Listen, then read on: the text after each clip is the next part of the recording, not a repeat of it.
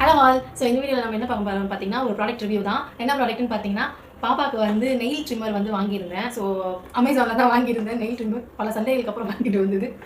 Nail trimmer தான் வாங்கியிருந்தேன். அதோட ரிவ்யூ தான் பார்க்க போகிறோம். நான் பாப்பாவுக்கு யூஸ் பண்ணியும் பார்த்தேன், நல்லா இருந்தது.